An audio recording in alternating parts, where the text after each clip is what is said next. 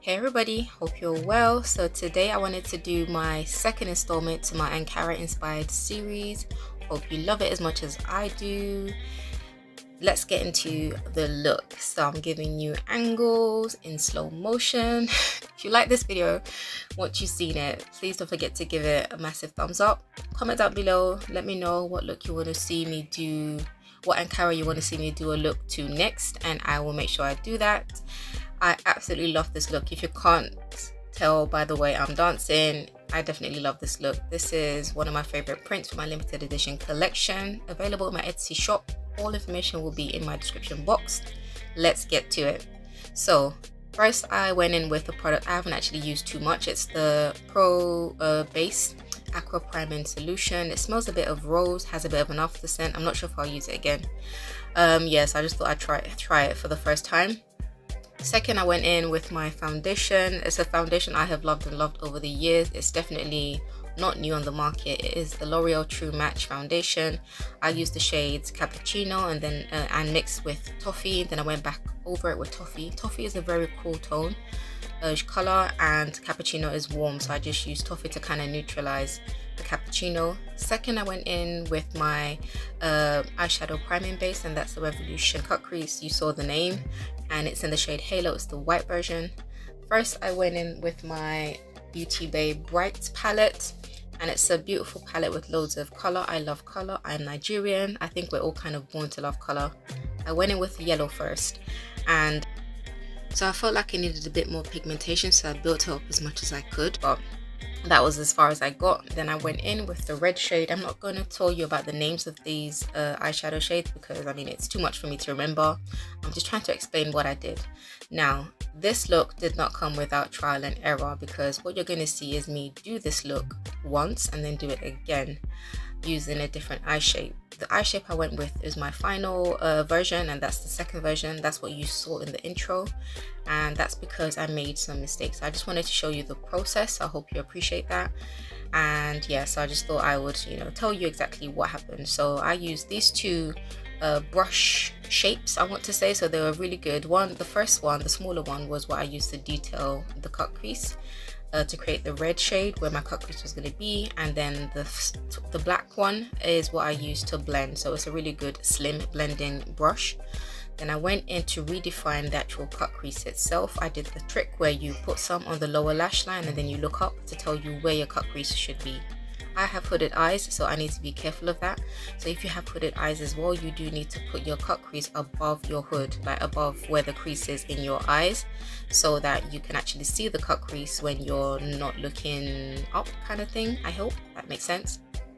And then I went back in with the red to define the cut crease shape a bit. You see me do this a bit more later on in the video, but yes, this is my first time going in to redefine the cut crease shape. Then I quickly went over with the yellow again just to diffuse it a bit more. Then I went back in with the Halo cut crease canvas so I could define the cut crease. I really wanted the line to be as sharp as possible. If you do want to take more time out on this, you can, but I didn't really have the time to do that, so I just defined it as much as I could. And then I placed the white shade in the inner corner, followed by the yellow. Try to blend it out a bit.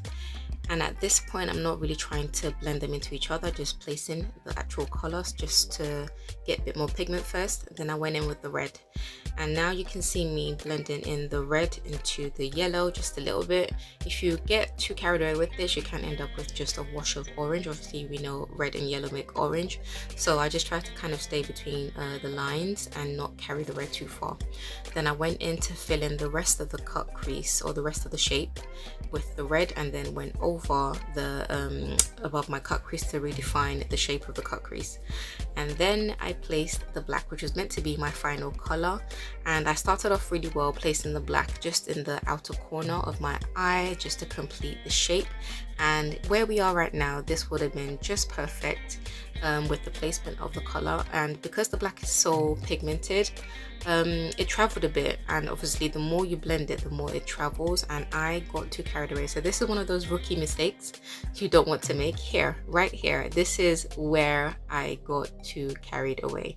So by the time I'd already dragged it out into like a cat eye shape, made it a bit more fanned out, I'd ended up with more black where I didn't want it, because that whole area should have been red really. The top color in my eyelid should have been red, followed by, you know, the colors below the cut crease. So that black was already too far, and then I felt trapped. So at this point, you can see by the time the black had blended out, it's already kind of gone into close to my eyebrow. So there was nowhere for it to go. It had traveled too far. So at that point, I left it and moved on to my face. So I went in with my Revolution Infinite Conceal and Define. It's the newest addition to the Conceal and Define line. Before applying it to my face, I then went over the eyeshadow, trying to fix it a little bit. It wasn't quite working, so I just left it. I applied the concealer to the high points of my face, under eyes, forehead, nose, chin area. Blended it with my e.l.f. blending ultimate foundation brush, which I love, and then I went over it with my Juno & Co. Black Cloud sponge. And I went in with a product I don't normally use on my channel that often, but I love it. It's really, really good. Dries down to a satin finish, and that's the Primark PS My Perfect Foundation stick, I think in the shade Espresso. And then I placed the Sleek Life Proof concealer in the shade Hazelnut Frappe just in the dip in the corner of my eyes, and then blended it out. I went over it with my Juno & Co. sponge, blended it out really nicely, and then I felt the need to just smooth out the center of my face again.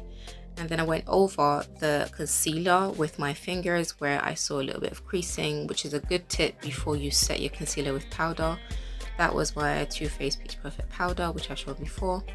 So I went over it with the sponge. It isn't something I normally do, but I had the sponge in my hand, so I decided to set my face with my sponge.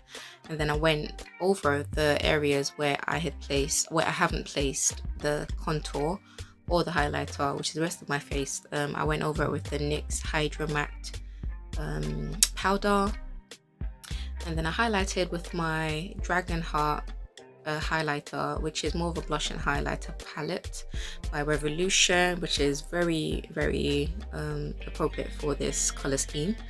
I set my face, so at least I cut my cheekbones with the same Peach Perfect powder, and then I blended my whole face again with the Hydra Matte powder. I think the shade I was using is the shade Honey, which is closer to my skin tone. These powders actually, when you apply them to the skin, are a bit darker than they look in the pan, so just beware. I went over the corner of my eyes with the shade Red again, because I felt like I lost that a bit into the black. And then I went over the yellow, which I originally placed, which again I felt like I kind of lost. I blended that out a bit more just to diffuse the red, and then I placed the red over the cut crease again.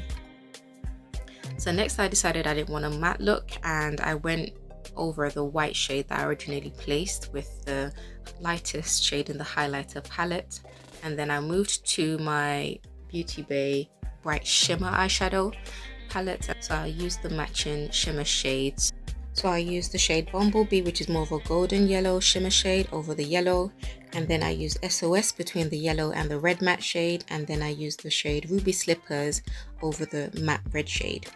So then I went in with my magnetic lashes, I think in the shade 110, or at least in the shape 110. I actually had some problems applying the magnetic liner over my liner that I already applied, simply because it was skipping. So if you do need to use this magnetic liner method, you need to apply it on a fresh eye, or at least on not on a previously lined eye.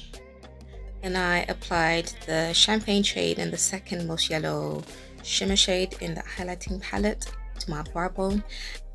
And then I went in with my lip color choice, which is the LA Girl lip liner. It's the Ultra lip liner in the shade True Red, and the actual name is LA Girl Endless lip liner. And then I went over it with my Wet n Wild liquid lipstick in the shade Missy and Fierce. So I had to obviously wipe the foundation off my lips first, and then I realized my lips were dry, but then I was too far from my lip balm, so I just applied the lip color straight onto my lips. What I did find is that the lip liner was skipping a lot because my lips were dry, so I would definitely advise you moisturize your lips before you apply any kind of matte lip shade. It helps it apply evenly, and then it also conditions your lips as well. So I really like this shade. This is a really good red shade for my skin tone. Love it. So this is how you know when a look isn't going so well, when you're constantly going in to fix a particular area. For the umpteenth time, I went in over the red shade just to redefine it again. And then we jump to my finished look. So you will see there's something different. The first thing is that the black has just traveled way up. I blended it even more when I was trying to finish up my look and clean up, yeah, just to clean up the whole area. That black really does travel, man. It has legs. So you also see that I have some basically an attempt to do a graphic liner look. That was a mistake. So the whole thing was a mistake, and it was a mistake simply because I was trying to cover a mistake that I made when I was trying to do the eyeliner look, and it just did not work. So I decided to turn it into something that looked like it was deliberate. It wasn't. I was inspired by the liner on the headscarf, on the head tie itself, but I decided at the end of the day just it wasn't worth it. So went back to the drawing board, and this time I started off the look actually putting the red down first as a base to define the cut crease. And as you can see, I have a very obvious rounded shape, which I think probably suits my eye a bit more. Then I went over it with the yellow matte shade just to diffuse the red shade out a bit, but I did not start with the matte yellow because it would have created orange, which was why I was finding it so difficult to define that red shade because of the yellow that I placed beneath it. So then I went in to cut the crease, and again the cut crease was a bit more defined just to suit the eye shape I had already created with the red shade. And then I went in with the first matte shade, which was the white. I decided to put it in a bit further in rather than just in the inner corner of my eyes, just to act like a easier transition for the yellow, which I was going to place next to it. This also was a bit of a mistake because I think it watered down the yellow. I thought if I put the white base down, then it would make the yellow pop. It was actually the opposite. It turned the yellow into more of a pastel yellow, and I really wanted the yellow to pop. So by then it was already, it was done, so there was nothing I could do. So I just moved on to placing the red shade and filling in the corner, the outer corner of my eye, and then I blended it out a bit more and went in with the final shade, which was the black. So this is where we learn, people. So the black was a bit more controlled. I definitely went in with a smaller brush. First of all, I went in with a pencil brush, and I think that definitely helps to create that black, the depth that I needed in the outer corner of my eye.